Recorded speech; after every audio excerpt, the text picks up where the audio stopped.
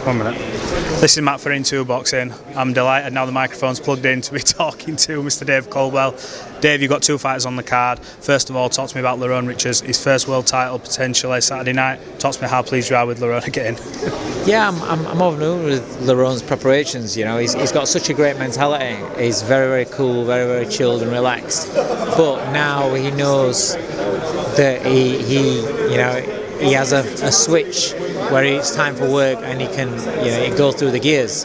Whereas I used to get frustrated with him in the early days of coaching him, where his personality was how he boxed in the laid back and doing just enough and being happy and satisfied.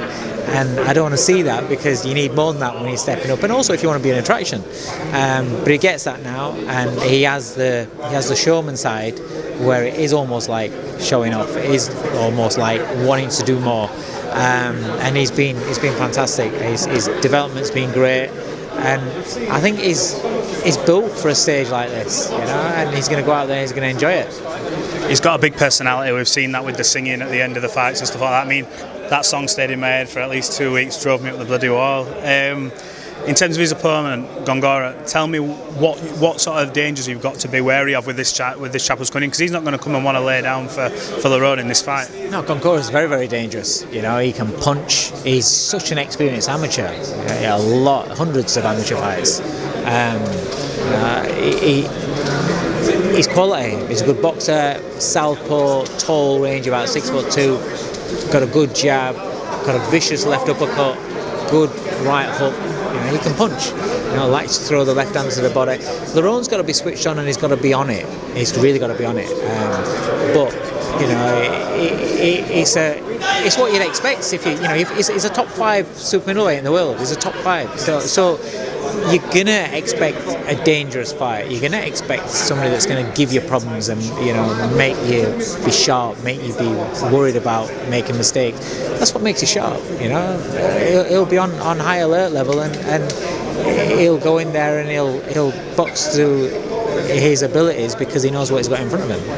How far do you think he can go in the sport? Obviously, this title will open doors and almost give him that bargaining chip to tempt the other champions out. Big step for him.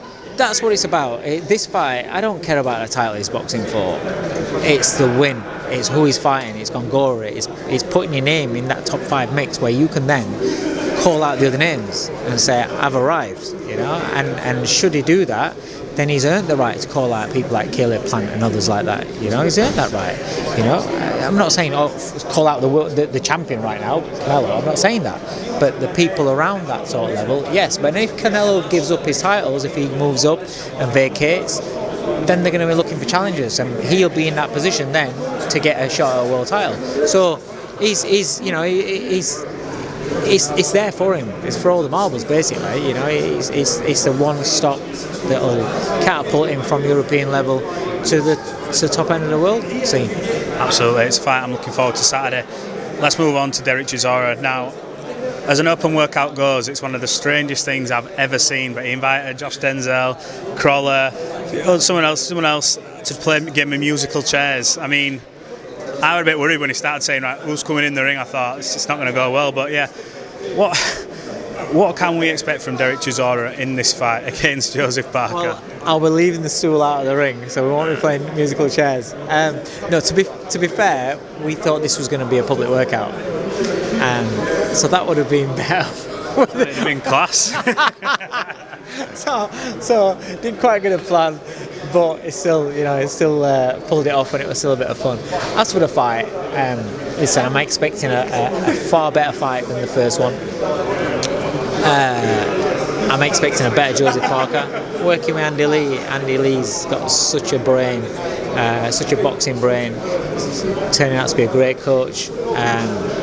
Been around great trainers all his career, Manny Stewart, Adam Booth, and now he's putting his own stamp on things. And so Dereck can't make the same mistakes as what he did in the last fight.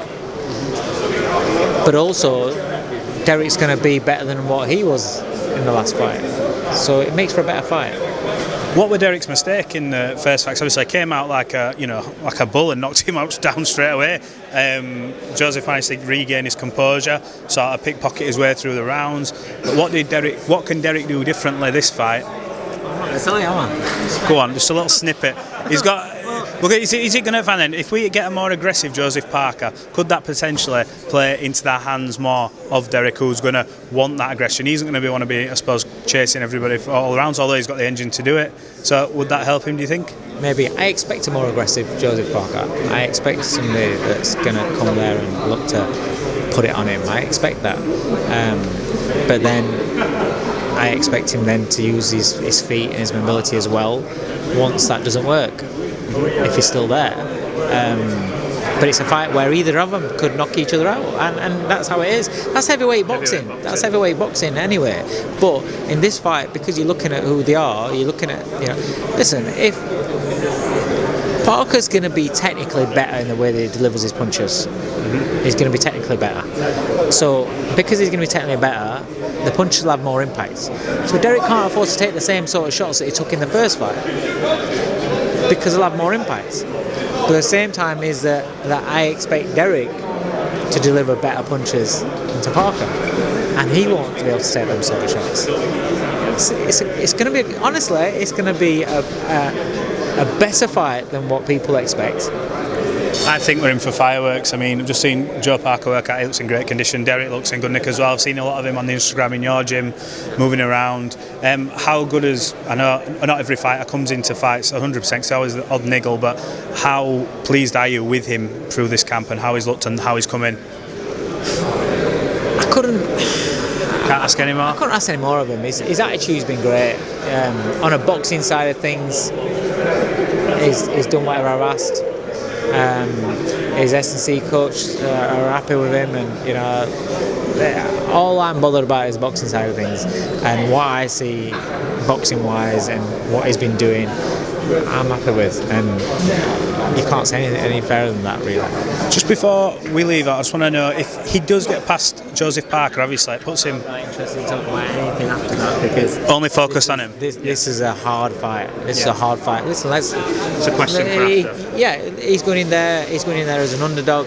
He's going in there having lost the first fight. He's going in there against a younger, fresher fighter. He's got to win this fight first before he even think about anything after that. I don't think about that. No worries. Dave Coldwell, thanks for talking to Into Boxing. It's been a pleasure, and hopefully we'll catch up later in the week as well. Cheers, mate. Appreciate it.